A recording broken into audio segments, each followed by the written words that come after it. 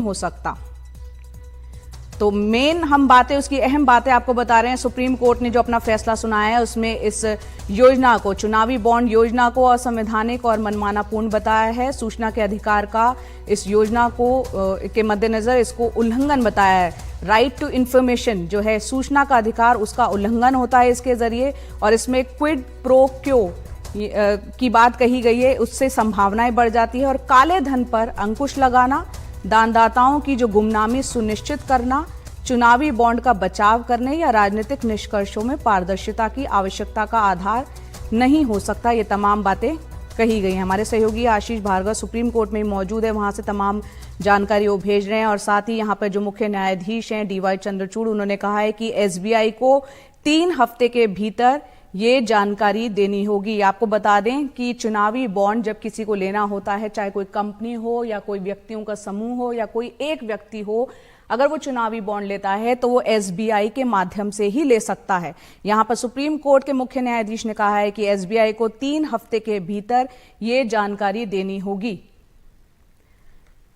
यहां सुनते हैं इस वक्त सुप्रीम कोर्ट के अंदर जो चल रहा है, अंदर की कार्यवाही आपको सुनाने की कोशिश करते हैं। On our we appreciate that is outside now. Outside, my lord. No. Press. The photographers are outside. You are saying this at wrong place. Deeply obliged, not. तस्वीरों में हम देख रहे हैं कि 5 जजों की जो पीठ है वो यहां पर उठ गई है, यानी उसने अपना फैसला पूरा सुना दिया है। कुछ देर में हमारे सहयोगी आशीष भार्गव भी हमारे साथ जुड़ेंगे। तो इस वक्त की बड़ी खबर, जो दर्शक हमारे साथ जुड़े हैं, चुनावी बॉन्ड को लेकर एक अहम फैसला सुप्रीम कोर्ट की तरफ से आया है, जिसमें चुनावी बॉन्ड योजना को असंवैधानिक सुप्रीम कोर्ट ने करार दिया है।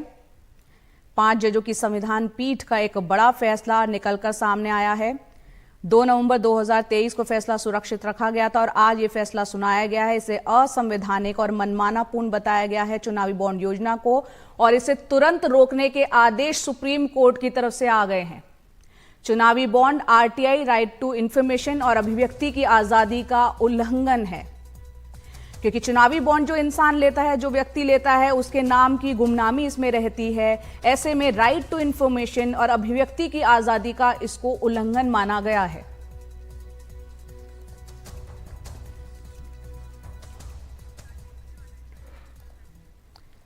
हमारे सहयोगी आशीष भार्गव हमारे साथ जुड़ेंगे। तो इस वक्त की ब्रेकिंग न्यूज, एक बड़ी खबर आशीष भार्गव सुप्रीम कोर्ट से दे रहे हैं, जिसमें चुनावी बॉन्ड को लेकर यहां पर सुप्रीम कोर्ट ने एक निर्देश भी जारी किया है। एसबीआई को चुनावी बॉन्ड के माध्यम से अब तक किए गए योगदान के सभी विवरण 6 मार्च तक चुनाव आयोग को देने के लिए कहा गया है।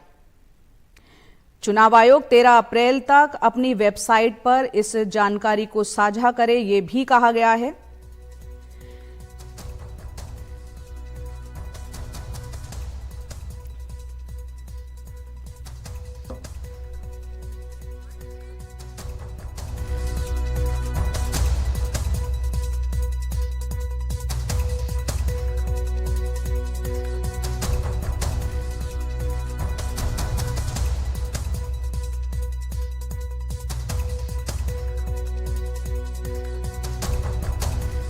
साथ 2 खास मेहमान जुड़े हुए हैं, सीधा अब उन्हीं का रुख करते हैं। नीलेश त्रिभुवन जो कि वकील हैं सुप्रीम कोर्ट में, साथ ही तहसीन पूनावाला राजनीतिक विश्लेषक हमारे साथ हैं।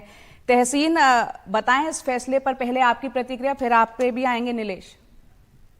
मैंने आपके प्रीवियस सेगमेंट में भी कहा था जया जी, और वही बात माननीय सुप्रीम कोर्ट माननीय चीफ जस्टिस ने कहा कि इलीगल है, ये स्ट्राइक डाउन होगा। मैंने आपके शो में कहा कि आप लिख कर लीजिए स्ट्राइक डाउन होगा। और दूसरी चीज जो नीलेश भाई कह रहे थे कि राइट टू प्राइवेसी है, मैंने कहा था सुप्रीम कोर्ट से स्ट्राइक डाउन करेगी। देखिए 90% डोनेशन एक पॉलिटिकल पार्टी हो गया, और कोइंसिडेंटली वो पॉलिटिकल पार्टी सत्ता में। Obviously anonymous political electoral bonds, ये हमारे डेमोक्रेसी को थ्रेटन करता है।